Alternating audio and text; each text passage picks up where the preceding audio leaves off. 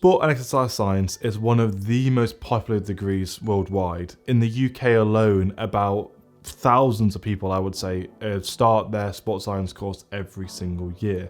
So therefore, I wanted to give 5 of my most important lessons and insights for anyone either doing a sports science degree, just about to start a sports science degree, or who is thinking of applying for a sports science degree. The first tip I want to talk about relates to something called scoping the subject. This tip is getting the subject, so it might be, I don't know, biomechanics for example, and splitting it up into the different subjects or the different areas and then the different sub areas or subtopics. So you've got biomechanics, you could split that into anatomy, then you could split that into kinetics, then kinematics, and then you could split it into further topics from there.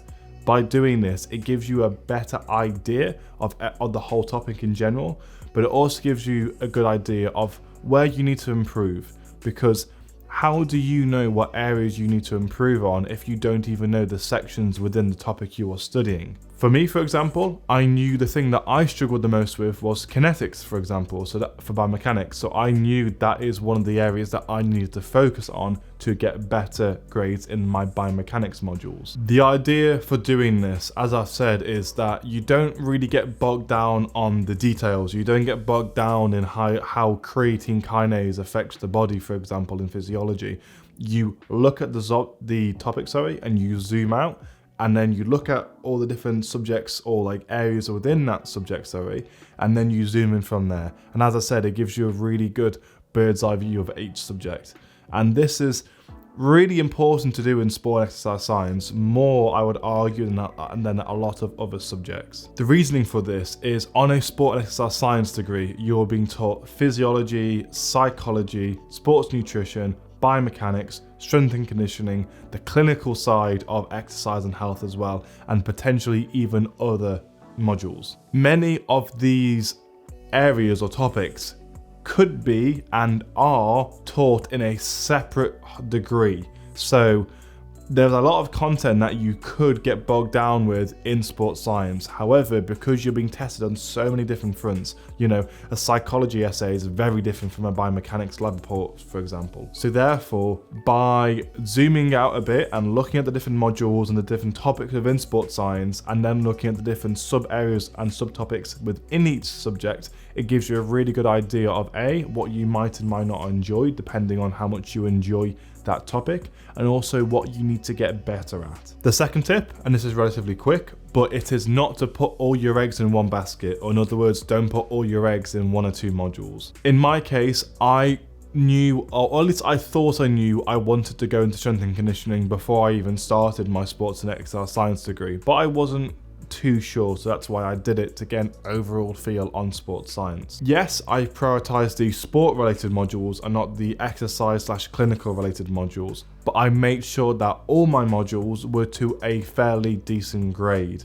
even though I was aiming to get a first on specific modules. This meant that the modules that were more related to exercise and health than the sports performance side were still at least a 2-1. Which meant that when I changed my mind about doing strength and conditioning and I switched to physiotherapy, my academic transcript did not look like just poo. So in short, you might really want to do sports nutrition in your first year, and you might really focus on that module and just leave the biomechanics module, but you never know, you might change your mind and want to do biomechanics in 3rd year. So give the modules a relatively equal proportion or spread of effort, because again, you might change your mind about what area you want to go into for your career further down the line. The third tip relates to placement experience. Throughout your degree, or throughout many different degrees, there is usually some opportunity to have placement experience, whether it's a weekend, a week, a module, a block, or even a whole year. If, like on my sports science course,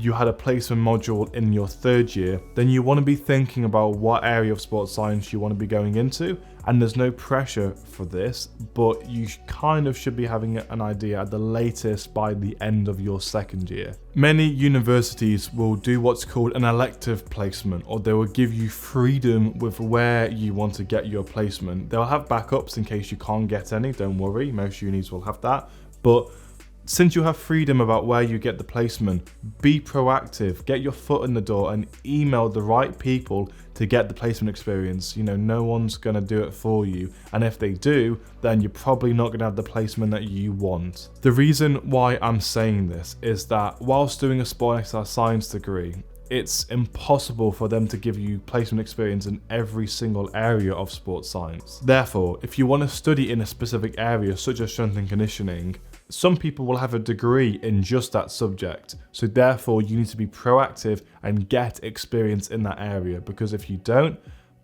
my opinion is that you're going to really struggle to get a job in that area, or at least relative to other people who have got a good placement in that area. The fourth tip relates to specialization. Now, this might be a bit contradictory if I'm talking about sport and exercise science, but basically, to my knowledge, there's not a sports science job. You have to specialize in some of the previously mentioned topics I've talked about, such as physiology, nutrition, etc. As I've mentioned previously, a lot of the subjects that I've mentioned, you can do a whole degree in. Some of them you need to do a sports science degree, then specialize in a master's degree afterwards, such as physiology, but a lot of them you can do a degree in early on, such as nutrition, strength and conditioning, biomechanics.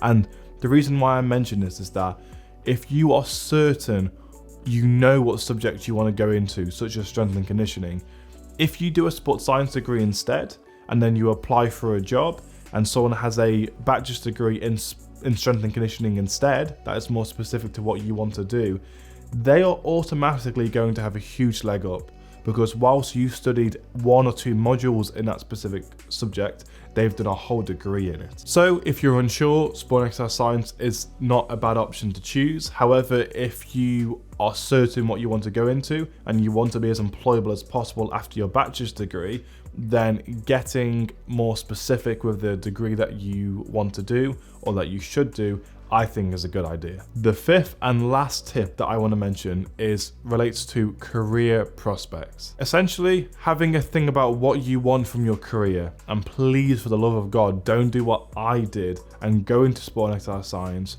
whilst just looking into one topic. I looked into strength and conditioning and not looking at the other jobs that are out there and that are possible for you to do after you're doing your degree. But don't just stop there. Don't just look for the potential jobs that you can do after your degree. Look more specific. Look into what kind of hours do they have? Do they have flexible hours? Are they irregular? How many hours are you working?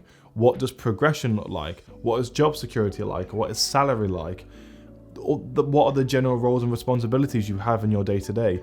These questions are so important, because whilst you might not know yourself when you're 17ish applying for university, as you get older, you will start to know what you want from life.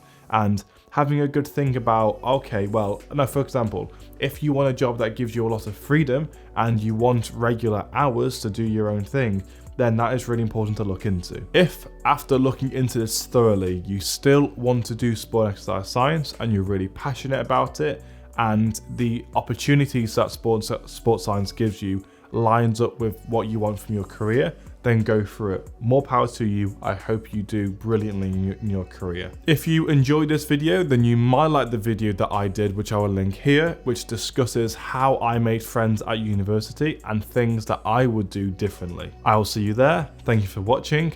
Adios, amigos.